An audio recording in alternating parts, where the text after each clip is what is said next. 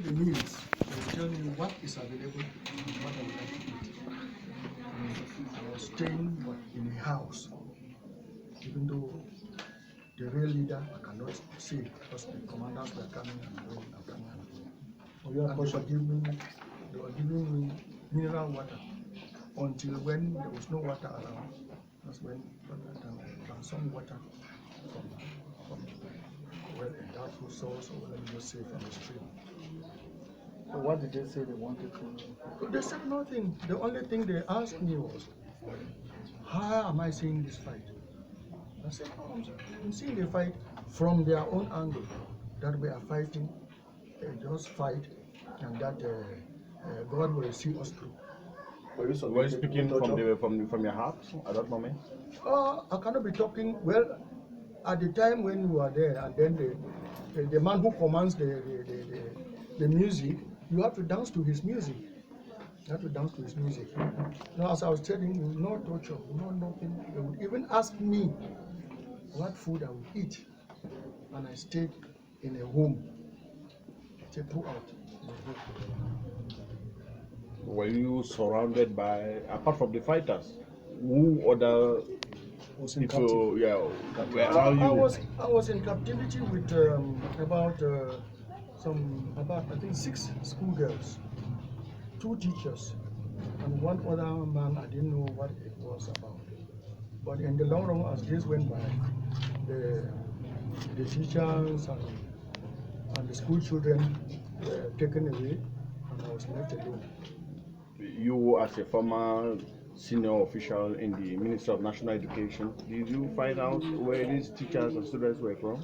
They were from mostly from GS, this school, the Presbyterian school, and Taxen.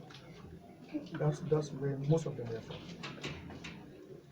And then finally, how did you secure a release? I don't know, because my phone even wasn't with me. So they just came and then told me, oh, sir, get ready, they're taking you. And then that's how they took me in the night, and I found myself at the dump site at mile 6.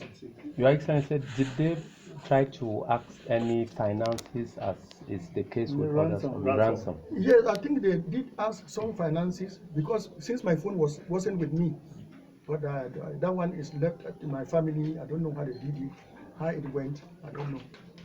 Your Excellency, just one quick question. You are a former member of government. What was the role of the administration in your release? When you're in captivity, do you know who is doing what for who? But the only thing I noticed was that I could hear helicopters passing up and down, and my only fear was that if there was going to be an attack, bullets don't have eyes. That was my only fear. And you are a very staunch Christian of the Cameroon Baptist Convention. You certainly had a spiritual reflection all through your stay with the captivity. Do you think the Christians of your church played a role? Not only the Christians in my church. I want to say the whole Christian body, the prayers. I want to let you know that the night I was going to be released, I don't know what happened.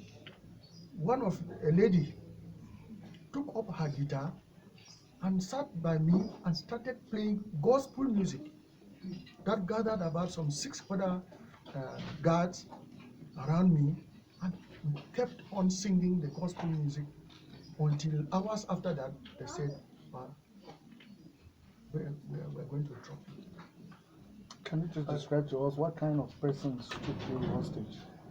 Age-wise, profession-wise, but just looking at them, what can you say? Facial looks. No, they're just young people. Young people, I say, young people, I would say innocent ages. Only males or mixed? Pardon? Only males, or are there females among them? No, the time was only males. And you are feeding. What were the kind of food and the dishes that were served to you? The main dishes there, I think, was are true, but most of it at the time, because it's hard to prepare, most of the food that they eat is rice. It's rice. Your Excellency, can you briefly tell us how was your day? If you can describe the day from morning till evening. In yeah. activity. What do you do? In the morning, very early in the morning, I stand up, do my prayers, get a chair and sit outside, listening to them, seeing them go around and come. I will sit there till evening. Where else do I go? Outside What or mainly else? were in the house, right? No, in the house, in the corridor. Did you have access to information, radio, I television? never saw even a radio, not to talk of television. So you were disconnected. Completely disconnected. Well, people were wondering how you be in captivity, one shirt, one trouser. Okay, What that- happened? that's a Personal wonderful hygiene. thing, because I think that God prepared me for that ordeal. Because in the morning I had a haircut, then in the evening I had a bath, then I wore my pants, then I wore a short, black, then I wore a jean, black, then I wore an innerwear, and I wore a t-shirt all the way, so that at times when I said I wanted to wash, I would remove the jeans and still remain in a short. And they are the ones that will take it and say, oh, Pa, give me, go and wash. And then the next day or 2 days, I want therefore to wash the short. I will wear the jeans, then the short will be washed. And the only thing I didn't allow them to wash for me was my pants. And there was no problem. Did you have conversation with them? Did they open up with any? No conversation of any sort. What were the activities like? If you were looking at them, The activities which I saw inside there was that they were busy trying to, keep discipline within their troops. So they kept on having meetings only of their troops. Were you at one moment tried? Were you said that we hear they have a court? Were you No, that's what I'm telling you, that at only one moment they asked me, what do you think about this fight? As I earlier told you. I just told them, I said, no, the fight is our fight. And then I thought that they would continue to ask. They just say, no, go and sit down. at your age, you should have been having some drugs, maybe sometimes to keep. Yeah, I've been taking some Did drugs. you take along drugs? When they take you, it just whisk you away. Where do you get drugs? So how did you get access to medicament? No access. What I did was mostly in the mornings I take water, a lot of water. Yes. And then before, if there's anything to eat or drink, I must have taken a lot of water. And that kept me going. I'm so agreeably surprised that even when I arrived, they took my BP, it was normal, 129.